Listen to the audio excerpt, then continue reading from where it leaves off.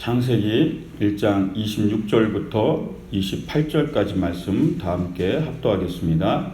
하나님이 이르시되 우리의 형상을 따라 우리의 모양대로 우리가 사람을 만들고 그들로 바다의 물고기와 하늘의 새와 가축과 온 땅과 땅에 기는 모든 것을 다스리게 하자 하시고, 하나님이 자기의 형상 곧 하나님의 형상대로 사람을 창조하시되 남자와 여자를 창조하시고, 하나님이 그들에게 복을 주시며 하나님이 그들에게 이르시되 생육하고 번성하여 땅에 충만하라. 땅을 정복하라. 바다의 물고기와 하늘의 새와 땅에 움직이는 모든 생물을 다스리라 하시니라. 아멘. 한번 따라하시기 바랍니다. 지상명령과 결산의 때. 예, 오늘 말씀의 제목입니다. 주님이 오신 성탄의 기쁨이요. 어떤 말씀 나눌까 하다가요, 이 창세기서의 말씀이 이게 구약의 지상명령이에요. 여러분들이 지금 읽으신 말씀이. 지상명령은 신약에만 있는 줄 알죠? 주님이 부활 승천하시면서 세계 모든 민족에게 복음을 전하라는 말씀이에요. 오늘 그 신약의 지상명령, 구약의 지상명령을 말씀을 드릴 거예요. 근데 우리가 성탄의 기쁨을 제대로 누린다라는 건 하나님의 명령을 제대로 이해해야 된다는 거죠. 그래서 이 땅에 사는 동안 이 구약의 지상명령과 신약의 지상명령을 제대로 이해하고 그 명령을 수행해야 된다는 거예요. 왜냐? 결산의 때가 있다는 거예요. 결산의 때. 그냥 무구한정 흐르는 시간이 아니라는 거예요. 그래서 성도는 하나님 앞에 내가 어떤 명령을 받았는지를, 명령을 수행해야 되는지를 알고 결산의 때가 온다라는 걸 인식하고 그 결산의 때를 기쁨으로 맞이하게 되는 것.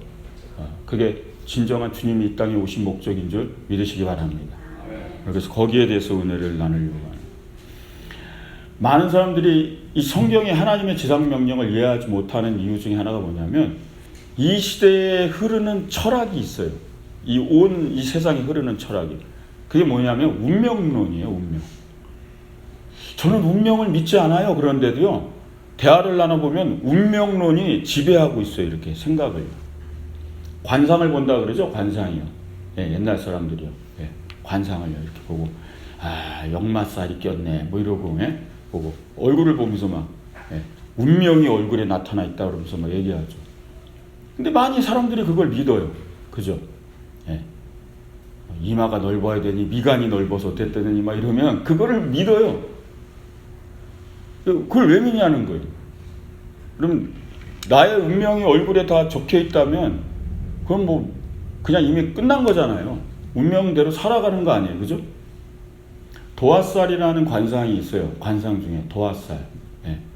이 도화살 관상을 옛날 조선시대 때나 이때 고대 그 시대 때는요, 도화살 관상을 가졌으면 가문이 멸절한다 그랬어요. 며느리를 맞을 때 관상을 보는 거예요. 그래서 도화살 관상이면 이거는 우리 가문이 패가망신한다 그래가지고 받아들이지 않은 거예요. 그래서 제가 도화살 관상이 뭔가 이러고 찾아봤어요. 그랬더니 복숭아 도, 꽃화, 죽일살. 그 복숭아의 향기가 너무 좋으니까 벌레들이 꼬인다는 거예요. 그래서 오히려 이쁘고 좋은 꽃인데 너무 향기가 좋고 좋은 꽃이라 벌레들이 꼬여서 일찍 죽는 거예요. 그게 도화살 관상이라는 뜻이 그 뜻이더라고요. 그래서 도화살 관상이 어떻게 생겼나 했더니 이렇게 기록되어 있어요.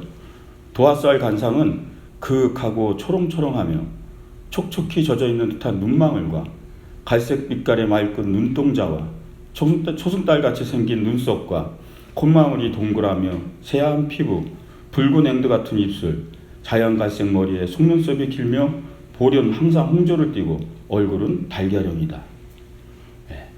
이게 왜 가문을 멸절할 관상입니까? 읽어보고, 야, 이건 모든 여성들이 사모하는 얼굴이잖아요. 그죠? 근데 이게 가문을 멸절하는 관상이라고, 도화살 관상이라고 그래서요, 이런 얼굴을 가졌으면 며느리를 안 받아들였다는 거예요. 그래서 이런 사람이 누군가 했더니 대부분 지금 다 연예인들의 관상이에요. 얼굴들이에요. 여러분들이 아는 그 옛날 분 김지미, 도화살 관상이에요. 김지미 이런. 요즘의 아이들로 따지면 아이유 이런 애들이 도화살 관상이에요. 그러니까 그냥 이쁜 애들은 다 도화살 관상이다 생각하시면 돼요. 내가 왜 이 얘기 드리냐면 과거의 조선시대는 가문을 멸절할 관상이라는 거예요. 그 얼굴이. 근데 지금은 뭐죠? 잘 나가는 얼굴이에요. 그죠? 그래서 너도 나도 그 도화살 관상으로 지금 뜯어고치고 있는 거예요. 성형수술해서 그 만든 성형미인 얼굴 있죠? 그게 전부 다 도화살 관상이 아주 전형적인 얼굴이에요. 예. 그 얼굴 모습이에요. 비슷하잖아요, 성형수술. 그러니까 많은 사람들이 지금은 선호하는 얼굴이 됐다는 거예요. 그러니까 얼굴의 관상이요. 그게 운명이라는 것이 맞냐는 거예요. 있을 수가 없는 거죠. 예. 관상을 보고 나의 운명이 정해져 있다? 있을 수 없다라는 얘기죠. 그런데도 우리는 운명론에. 또 하나가 뭐죠? 점집을 그렇게 많이 가요, 점집을. 점집을 간다는 것 자체가 굉장히 아이러니한 거 아세요? 가면 뭐라 그러죠? 삼재가 꼈다. 예? 뭐 안 좋은 일이 있다 그러면 어떡하죠 그러면? 예, 복채를 내라. 그래서 복채를 내면 부적을 써줘요. 뭐죠? 운명을 바꿀 수 있다는 얘기예요. 네가 원래 안 좋은 일이 생기는데 이 부적을 갖고 다니면 너의 운명이 바뀐다는 거예요. 아니 운명이 바뀌는데 왜 운명을 믿냐는 거예요. 바뀌는 운명을. 이게 그렇게 아이러니한 거예요. 우리가 살아가는 동안 아닌 것 같지만 왜 우리가 운명론에 젖어 있냐면요. 애니미즘이라는 게 있어요. 그게 원시 종교예요. 그러니까는 이미 우리가 태어나기 오래 고대 시대부터 애니미즘, 이 원시 종교는요. 운명론을 기반으로 하고 있어요. 그게 이 세상의 뿌리의 역사예요. 종교의 뿌리로 들어가자 그러면 운명론부터 시작한 거예요. 모든 종교의 깊은 뿌리가. 그러다 보니까 이 원시 종교는 무조건 운명을 믿기 때문에 신이 모든 걸 정해놨다고 생각한 거예요. 그게 해든 달이든 별이든 그들이 믿는 어떤 무속 신앙이든 그래서 정한 수를 떠나놓고 비는 거예요. 운명이 바뀌기를. 예. 이런 사상이 우리 안에 뿌리 깊게 있다 보니까 그 운명론이 우리 안에 이렇게 젖어 있어요. 크리스천들도요. 예. 예, 태국에는요, 그 농부를 자콘이라고 불러요. 자콘. 근데 그 자콘 뜻이 뭐냐면 가난한 운명을 타고난 이런 뜻이에요. 그 부르는 것 자체가 너는 가난하다 이렇게 부르는 거예요. 자콘이. 그러니까 세계관 속에 그게 이미 젖어 있는 거예요. 운명이. 예. 그러니까 나는 가난하니까 가난하고 나는 없으니까 없고 나는 늘 이러니까 이렇고 늘 그것이 이제 우리 안에 배어 있다라는 거예요. 윌리엄 캐리가 인도 선교를 갔을 때 가장 끔찍했던 게 뭐냐 그랬더니 뭐라 했냐면 가난이다 해서 가난이에요. 가난. 근데 그들의 가난. 그래서 윌리엄 캐리는 막 어마어마한 물자를 갖다가 공급하기 시작했어요. 선교비를 모아가지고 계속 그 가난을 어떻게든지 가난한 사람들을 도우려고. 그러다가 윌리엄 캐리가 깨달은 게 있어요. 이들의 가난은 물질에 있는 것이 아니라 정신에 있는 것이다 라는 거예요. 정신. 가난이 여기에 있더라는 거예요. 여기에. 그래서 아무리 선진국에서 물질을 갖다가 그 인도에다 퍼버도 소용이 없었더라는 거예요. 여기가 가난하니까. 세계관이 가난하고 정신이 가난하니까. 그러니까 나는 가난하다고 생각하는 거예요. 그게 바뀌지 않는 한 안 되는 거예요. 그게 우리의 세계관 속에 있다라는 거죠. 마치 나는 이런 사람이다. 나는 그냥 이렇게 살아야 한다. 내 머릿속에 이미 운명이 정해져 있는 거예요. 그러니까 거기서 헤어나지 못하면 사는 거죠. 많은 사람들이 이틀을 못 깬다는 거예요. 그래서 오늘 제가 이 지상명령이야. 하나님의 구약의 지상명령, 신약의 지상명령을 이해할 때 우리가 이 운명론에 지배받지 않는 사람이라는 걸 깨닫게 된다는 거예요. 한번 따라 하시기 바랍니다. 지상명령은 운명을 다스리는 것이다. 오늘 본문 28절에 뭐라 그랬죠? 하나님이 그들에게 복을 주시며 하나님이 그들에게 이르시되 생육하고 번성하여 땅에 충만하라. 땅을 정복하라. 바다의 물고기와 하늘의 새와 땅에 움직이는 모든 생물을 다스리라 하시니라. 이게 구약의 지상명령이에요. 운명이 어디 있어요? 지금 창세기의 시작부터 하나님이 인간을 창조하시고 처음에 주신 명령이에요. 퍼스트 명령이에요. 이게. 생육하고 번성하고 땅에 충만하고 새든 공중에 그 무엇이든지 다 다스려라 그랬어요. 우리가 다 다스리는 거예요. 근데 우리는요 짓눌려서 하는 거예요. 오히려 이 땅의 모든 것에 다스림이 아니라 오히려 운명에 눌려 있는 거예요. 하나님의 말씀을 제대로 이해하고 하나님의 명령을 제대로 이해하면요 우리가 내가 이렇게 살 존재가 아니라는 걸 깨닫게 되는 거예요. 신약의 지상명령을 또 읽어드릴게요. 마태복음 28장 19절에서 20절. 부활 승천하시면서 주님이 명령하신 거예요. 어떻게 보면 라스트 명령이기도 하지만 주님의 이 땅에 오신 또 퍼스트 명령이죠. 그러므로 너희는 가서 모든 족속으로 제자를 삼아 아버지와 아들과 성령의 이름으로 세례를 주고 내가 너희에게 분부한 모든 것을 가르쳐 지키게 하라. 주님이 오셔서 구체화된 명령을 준 거예요. 모든 사람들을 가르쳐야 되고요. 모든 사람들에게 성령을 부어줘야 되고 모든 사람들을 뭐요? 제자를 삼으라 그랬어요. 근데 왜 눌려 사냐? 왜 세상의 교훈을 받고 세상의 가르침을 받고 왜 세상을 끌려다니냐는 거죠. 세상을 제자 삼바 그런 것이 주님의 명령인데. 그러니까 우리가 이 하나님의 성경의 신구약에 이 동일한 명령이에요. 이 명령을 이해 못하니까 늘 뭐죠? 늘 눌려 사는 거죠. 그럼 이 우리가 사는 이 인간 이 세속적인 사람들의 세계관은요 성경적이지 않아요. 되게 단순해요. 사람들이 가난하게 사는 이유가 뭐냐? 인구가 많아서부터 그러면 산화 제한을 하자. 그래서 애를 낳지 말자. 네. 이런 거예요. 네. 그래서 둘만 낳아 잘 기르자 그러다 둘도 많다 그래서 하나만 낳아 잘 기르자. 네. 그래서 제가 기억하기로 옛날에 예비군 훈련을 가잖아요. 그러면 정관 수술을 하겠다 그러면 훈련을 빼줬어요. 그 버스에 다 태웁니다. 그래서 병원으로 데리고 갔어요. 그리고 정관 수술하고 보내고 예비군 훈련 일주일 빼주고. 이게 한국에 이랬었어요. 옛날에. 지금은 뭐죠? 애가 없다. 애를 낳자 지금은. 출산 장려금을 막 줍니다. 예. 강남은 애 낳으면요 500에서 1000만 원씩 줍니다. 예. 예. 애를 낳기만 해도. 예. 이게 뭐죠? 인간은 이게 운명론적 사고를 가진 사람들의 행동 방식이라는 거예요. 이 방식이. 문제와 삶의 문제가 오면 다스리고 정복할 생각이 하는 게 아니라 늘 그 잘못된 선택들을 만들어요. 운명에 따른 선택을 한다는 거죠. 우리가 여기서 깨달아야 되는 거죠. 베토벤의 유명한 그 일화 중에 하나가 베토벤의 유서예요. 베토벤이 나이 20살에 청력을 잃기 시작하죠. 네. 이미 베토벤이 뜨기 시작했어요. 20대부터. 20대 후반 정도 됐을 때는 정점에 이르러서 천재가 나왔다고 당시에. 천재가. 근데 20대 후반이 됐을 때 귀가 멀기 시작한 거예요. 점점. 자기가 아는 거예요. 귀가 안 들리기 시작한다. 그리고 음악을 하는 사람이 귀가 먼다는 것, 특히 작곡을 하는 사람이 귀가 먼다는 건 세상의 소리와 닫힌다는 얘기예요. 모든 음과 모든 소리가 끝난다는 얘기죠. 그래서 하일리겐슈타트라는 곳에 들어가서 칩거 생활을 해요. 아무도 만나지 않고요. 예, 하일리겐슈타트 들어가서 그냥 거기 혼자 지내다 우울증에 모든 게 눌리다가 거기서 유서를 씁니다. 죽어야 되겠다고. 그게 유명한 하일리겐슈타트 유서예요. 적어요. 막 유서를 써요. 정말 죽으려고 막 적어요. 그때 적다가 보니까 살고 싶은 거예요. 베토벤이. 그래서 유서 내용이 바뀌기 시작해요. 나는 모든 방해물을 딛고 일어서기로 결심했다. 나는 그게 무엇이든지 싸울 자신이 있다. 죽는 거 거기다가요. 유서에다. 나는 운명의 목을 졸라버리겠다. 이렇게 거기다 적었어요. 이 귀가 먹는 나의 운명이라면 이 운명의 목을 내가 비틀어버리겠다. 차라리 그 운명 자체를 내가 비틀어버리겠다. 다시는 결코 운명이 나를 정복하지 못하게 하겠다. 이 지금 유서의 내용이에요. 살아있다는 것이 얼마나 아름다운지. 나는 수천 번이라도 살고 싶다.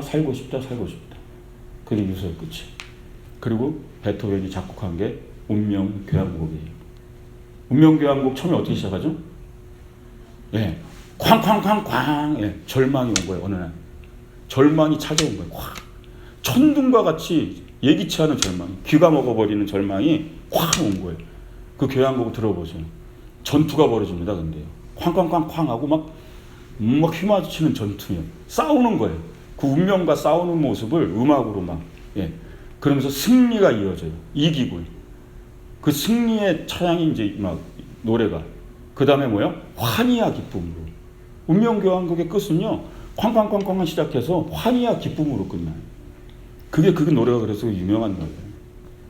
다시 한번 들어보시기 바랍니다. 예, 은혜가 되실 수 있어요. 알고 들으면요. 여러분, 운명은 존재하지 않는 거예요. 하나님의 지상명령은 운명을 다스리는 건 줄 믿으시기 바랍니다. 한번 따라하시기 바랍니다. 지상명령은 굴림이 아닌 돌봄이다. 예, 아주 중요한 것 중에 하나입니다. 이 지상명령을 생육하고 번성하고 다스리라, 모든 족속으로 제자를 삼아 가르치고 전파하라 했더니 이게 군림인 줄 아는 거예요. 그거는 세상의 사람들의 사고방식이에요. 교회와 성도들은요, 이걸 돌봄으로 이해해야 되는 건 줄 믿으시기 바랍니다. 하나님의 명령은 돌봄으로 이루어져야 되는 거예요. 돌봄으로. 이 돌봄에 대한 인식을 가지려면요, 인간의 존엄성에 대한 인식부터 바뀌어야 돼요. 인간의 존엄성에 대한 인식. 그럼 동화 왕자와 거지 이야기 잘 아시죠? 어느 날 왕자가 야, 옷 좀 바꿔 입자 그러고서 이제 일일 체험을 시작하잖아요. 그래서 왕자는 거지 옷 입고 가고 거지는 왕자 입고 궁으로 들어가요. 거지가 어떻게 지내요? 예, 땅바닥에서 잡니다. 예, 왕자 옷을 입고 예, 바닥에서 자요. 손으로 막 거지처럼 음식을 먹어요. 거지가 된 왕자는요, 거지 옷을 입었는데 이래요. 이리 오너라, 물 좀 달라. 그래서 두들겨 맞고 막 이래요. 예, 너가 미쳤구나 하면서 막. 예? 거지 옷을 입고서 물 가져와라, 밥 가져와라 막 이렇게 막 맞아요. 이게 뭘 얘기하는지 아세요? 이 동화가요? 옷을 바꿔 입는다고 해결되는 게 아니라는 거예요. 예. 갑자기 내가 모피코트를 입는다고 내 존재가 달라지는 것이 아니라는 거예요. 예. 바뀌는 게 아니에요. 액세서리로 바뀌는 게 아니라는 거예요. 인간의 존엄성은요, 우리가 걸치고 있는 옷, 액세서리, 모양 이런 걸로 바뀌는 게 아니에요. 한번 따라하시기 바랍니다. 창조 불변의 법칙. 제가 만든 법칙입니다. 예. 창조 불변의 법칙. 하나님이 태초에 창조하신 모든 영혼에게는 존엄성이 다 부여되어 있고요. 이거는 변하지 않는다는 거예요. 가난해도, 돈이 없어도, 내가 사업을 하다 실패해도, 넘어져도, 인간관계에 문제가 생기고 쓰러져도 창조 불변의 법칙이요. 바뀌지 않아요. 인간의 존엄성은 그대로 존재하는 줄 믿으시기 바랍니다. 이거부터 인식의 전환이 있어야 지상명령을 수행할 수 있는 거예요. 우리는 이 인식이 없으니까 가난하면 업신여기는 거예요. 돈 없으면 업신여기고, 내가 지위가 높고 권력이 있고 파워가 있으면 없는 사람들 우습게 여기고, 예, 그건 세상이죠. 성경의 지상명령을 이해할 수가 없고 이상명을 수행할 수도 없는 사람들이에요. 창조 불변의 법칙이에요. 인간의 존엄성은 살다가 무슨 일을 당해도 그 존엄성은 불변인 줄 믿으시기 바랍니다. 변하지 않는 거예요. 주님의 지상명. 그거를 이해할 수 있어야 되는 거예요. 그럼 우리 뭐죠? 존엄한 존재라는 걸 이해해야죠. 근데 많은 사람들이 이걸 이해하지 못하니까 이 사회 구조가 어떻게 돼요? 불평등 지배 구조라는 게 형성되는 거예요. 인간이 만든 거예요. 예. 인간의 존엄성을 스스로 파괴하면서 만든 거예요. 뭐죠? 양반과 쌍놈을 만들었죠. 노예 제도를 만들었죠. 예. 창조 불변의 법칙인데 주인이 있고 노예가 어떻게 있을 수 있어요? 양반과 쌍놈이 어떻게 있을 수 있어요? 있을 수 없는 제도예요. 예. 일부 다처제요? 그게 어떻게 있을 수 있는 제도예요? 그죠? 인간의 존엄성이 똑같은데 왜 남자가 수십 명의 여자의 아내를 거두를 수 있냐? 그래서 복음이 들어가면 이것과 싸우는 거예요. 그래서 노예제도를 무너뜨리고 일부 다처제를 무너뜨리고 신분 계급, 예, 인도에 있는 카스트 제도 이런 거예요. 브라만, 수드라 이런 제도요. 다 무너뜨리는 거예요. 복음은요. 왜? 구약의 지상명령, 신약의 지상명령이 뭐요? 인간의 존엄성이에요. 그 존엄성을 알기 때문에, 존엄성은 불변하기 때문에, 예, 그거를 이행하는 거예요. 그래서 구약과 신약의 이 지상명령은 뭐죠? 돌봄이요. 인간의 존엄성을 기하는 돌봄을 이행하는 명령인 줄 믿으시기 바랍니다. 예. 그거를 우리는 알아야 돼요. 지금 현대 시대는요, 그럼. 목사님, 그 옛날 얘기죠. 뭐 양반과 쌍놈 없어지고 노예제도 없어지고, 예, 없어졌어요. 근데 지금 아직도 있어요.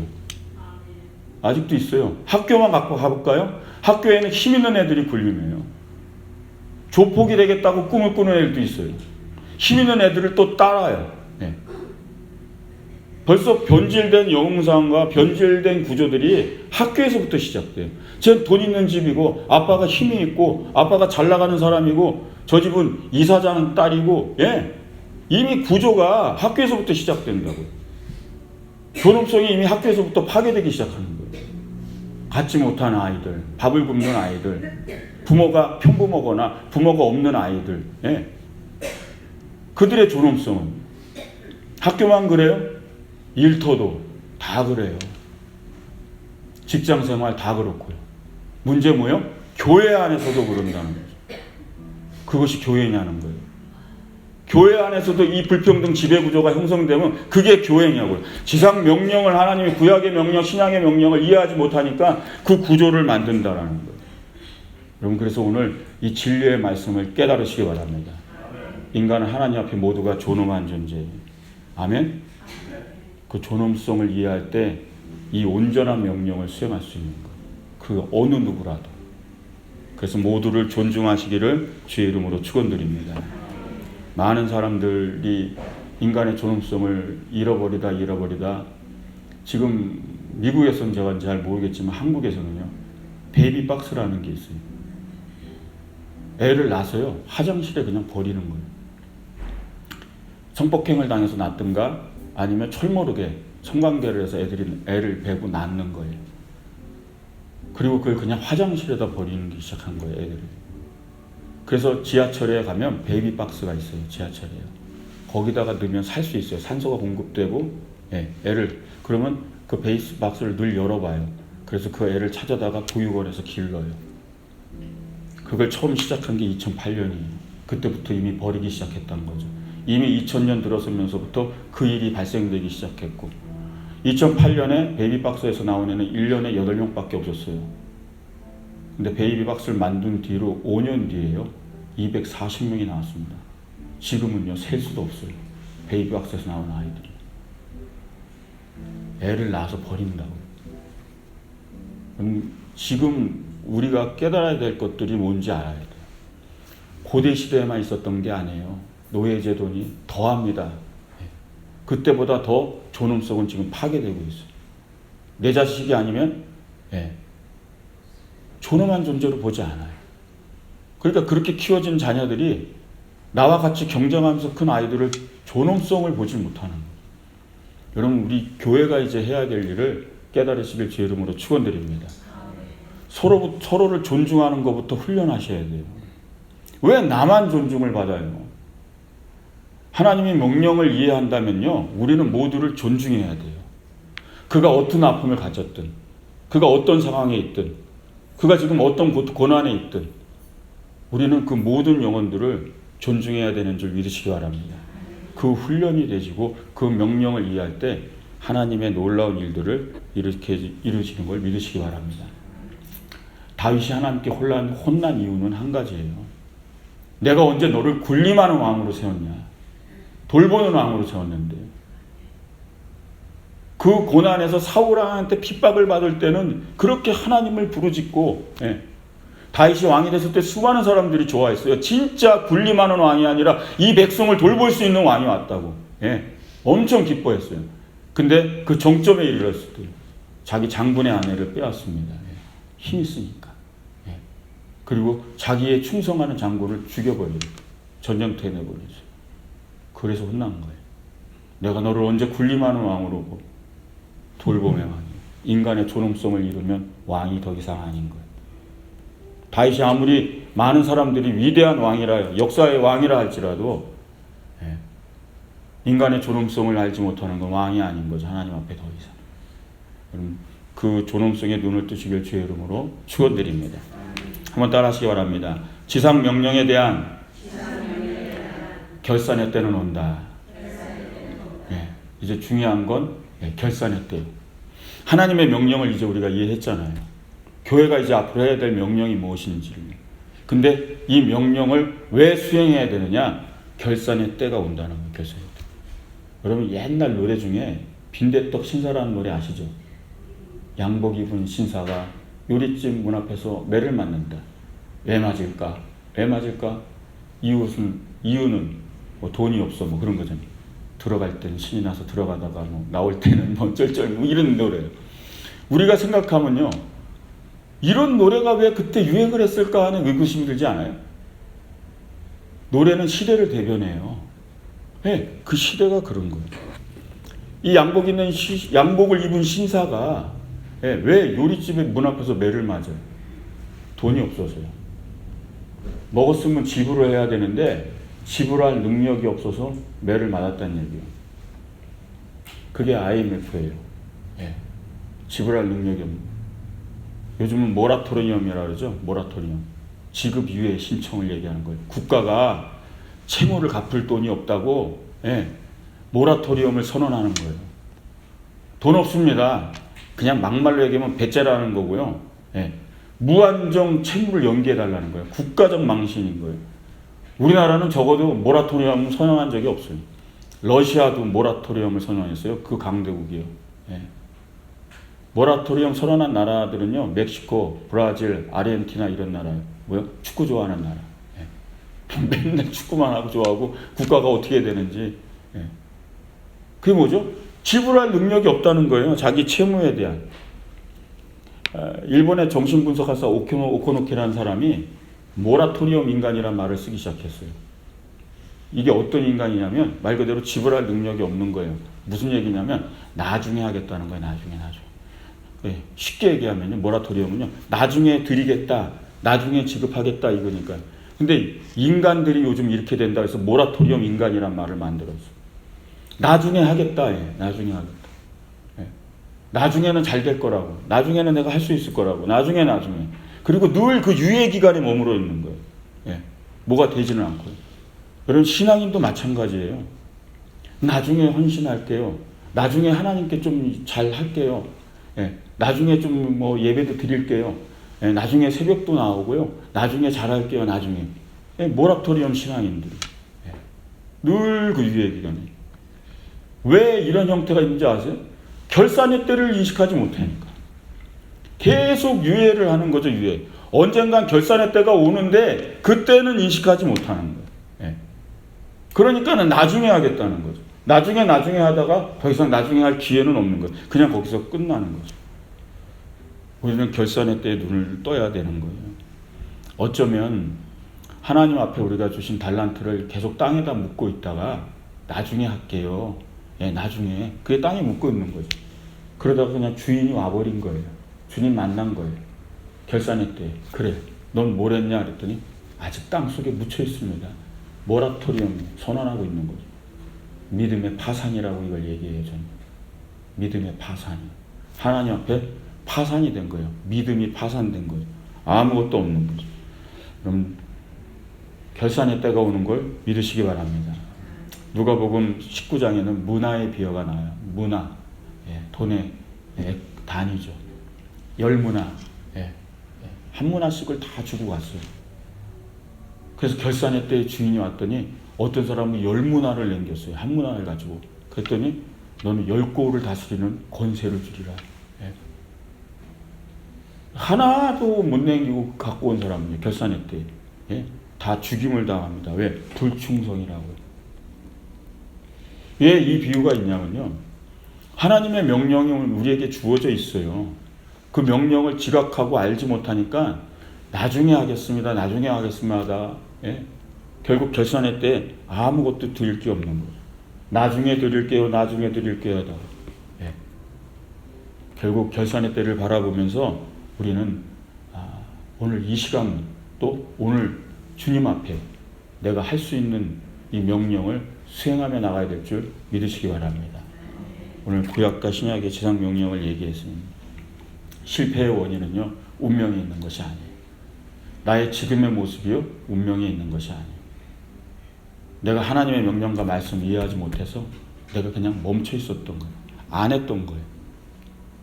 충분히 다스릴 수 있고 그것이 모든 베토벤이 그 운명이란 목을 내가 비틀어 버리겠다는 것처럼 내가 정복할 수 있고 다스릴 수 있고 충만할 수 있었던 것인데 내가 하나님의 명령을 이해하지 못한 거예요. 우리의 존재에 대한 인식을 바꾸시길 주의 이름으로 축원드립니다. 세상을 다스려야 돼요. 모든 족속으로 제자를 삼아 가르치라 그랬어요. 그게 교회의 의무인 줄 믿으시기 바랍니다. 이 명령. 모든 영혼들은 존엄한 존재예요. 그 존엄성을 이해하고 우리는 돌봄의 명령을 수행해야 돼요. 돌보지 않으면 안 돼요. 내 가족만 돌봤다고요? 아니요. 주님께서 우리에게 주신 명령은요, 인간의 존엄성을 지키는 거예요. 예. 세상이 인간의 존엄성을 잃어갈지라도 우리는 그거를 수호해야 되는 거예요. 결국은 교회에 오면 내가 존엄한 존재임을 느낄 수 있는 교회가 돼야 된다는 거예요. 적어도 교회가 오면 내가 사람 대접은 받는다라는 느낌을 받아야 된다는 거예요. 적어도 교회에 오면 내가 인간이란 존재를 느낄 수 있어야 되는 게 교회가 된다는 거예요. 그걸 누가 만들겠냐고. 우리 모두가 만들지 않으면 인간의 존엄성이 없는 교회가 됩니다. 명령을 수행하지 못하는 교회가 된다는 거예요. 결산의 때는 와요. 그때 주님은 우리에게 물으실 거예요. 너는 무엇을 돌봤냐? 너는 무엇을 존엄하게 여겼냐? 그 결산의 때 모든 게 판가름 나는 거예요. 오늘 이 말씀을 기억하시면서 마음에 새기시기 바랍니다. 오늘 성탄이요. 주님의 성탄이 이 땅에 왜 오셨는가를 수많은 영혼들의 그 존엄성을 알기, 그 존엄한 영혼들의 생명을 위해 십자가에 달려 죽으시고 결국 주님은 승천하실 때도 이 명령을 주시고 가신 거예요. 그 명령을 수행하다 하나님께 기쁨이 되고 하나님이 정말 기뻐하는, 내가 십자가에 달려 죽을 만큼 그만한 가치 있는 존엄한 존재였음을 확인할 수 있는 그런 성도 되시기를 주의 이름으로 축원드립니다. 기도하겠습니다.